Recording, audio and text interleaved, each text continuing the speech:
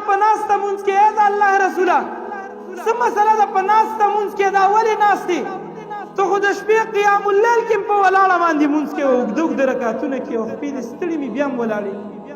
دا نن څنګه پناسته باندې مونږ کې په ما اصابکه په خپو کې دې څه تکلیف دی بیماري ده څه مصیبت در رسېدلی دی ما ته ووایه الجوع ابو هريره لوږې راخیستې دومره ستړی شومه چې ملا مې نه سیده کېږي لوږه په ما دومره غالبه شوه چې ما په ولاړه مونځ ته نه پرېږدي مونځ ته دومره سختې دومره لوږې دومره تندې ابو هريره رضی الله تعالی عنه په باره کې راځي یو ورځ د الله رسول په یو کمره کې مونځ کو لګیا و په ناسته باندې د الله رسول مونځ کو ابو هريره رضی الله تعالی عنه راننوتل ویې د الله رسوله دا په ما څه شوي دي چې زه تا وینم تصلي جالسا فما اصابك ته په ناسته مونځ کې ای د الله رسوله څه مسله ده په ناسته مونځ کې دا ولې ناستې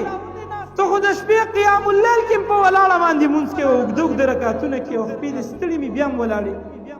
دا نن څنګه په ناسته باندې مونځ کې په ما اصابکه په خپو کې دې څه تکلیف دی بیماري ده څه مصیبت در رسېدلی دی ما ته ووایه نبی کریم صلی الله علیه وسلم ورته یو خبره وکړه وی ابو هريره زخمی نه یم بیمار نه یم په خپو کې مې تکلیف نشته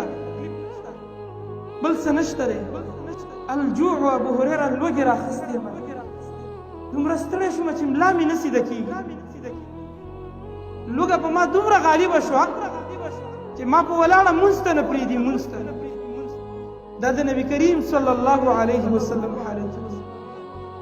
ابو هريره رضی الله تعالی عنه چې کله دا خبره واورېدله چې ای د الله رسوله تاسو د لوږې د وجې نه په ناسته مونځ کوئ تاسو وږي شوي یې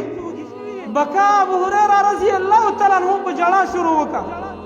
چې زما خوږ نبي دی په مشکل کې هغه دی په لوږې حالت کې او زه دې بیا هم خوشحاله ګرځم د نبی کریم صلی الله علیه وسلم لوږه د هغه نه برداشت نه شوه ابو هريره رضی الله عنه په ژړا شروع وکړه د الله رسول ورته تسلي ورکوي ابو هريره مه ژاړه لا تبکي مه ژاړه ځکه د قیامت په ورځ چې د چا سره اسان حساب کېږي په هغې کې به یو هغه خلک یي چې په دنیا کې ژوند هغه ډېر لوږې تېرې کړي او برداشت کړي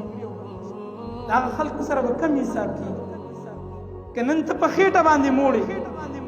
په مال باندې برابرې دولت درله الله درکړی دی بچي دي ماړه دي خزانې دي ډکې دي نو ای زما محترم وروره په دې باندې دا بخل او په دې باندې دا لویوالی مه کوه چې ګینې ما سره د الله محبت دی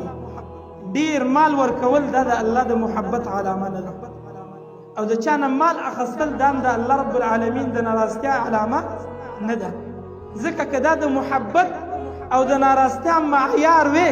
نو الله رب العالمین خو د ټولو نه زیاته مینه محمد رسول الله سره وکړه نه د هغه د ملګرو صحابه کرامو سره یې وکړه نه وه نو د ټولو نه زیات مالداره به په تاریخ کې هغوی لیکلی شوی وي حال دا چې په تاریخ کې د ټولو نه غریب خلک هغوی پاتې شوي لکه نن تا سره مال دی دولت دی بچي دي ماړه دي نو په دې باندې دا دغه مه کوه چې د دې حساب کتاب بنوي الله رب العالمین د قیامت 50,000 کاله اوږده ورځ د دې دپاره مقرره کړې ده چې د ذرې ذرې حساب د قطرې قطرې حساب د ټکې ټکې حساب د اني اني حساب به در سره الله رب العالمین کوي دا داسې نه ده چې الله رب العالمین موږ له مال راکړه بس د دې تپوس به نه چې د خپلې مرضۍ موافق استعمال کړه نه الله به د یو یو شي په باره کې د موږ نه تپوس کوي دا په احتیاط باندې استعمال کوي ضایع درنه نشي خراب درنه نشي د الله په بغاوت کې درنه استعمال نشي په فضولیاتو کې درنه استعمال نشي مال دې د ګناه په کارونو کې استعمال نشي مال د نه ضایع نشي اسراف پکې ونه کړي ډېر په احتیاط باندې استعمال او که په چا فقر دی نو ای زما محترم وروره په دې خپل فقر او غریبۍ باندې مه خفه کېږه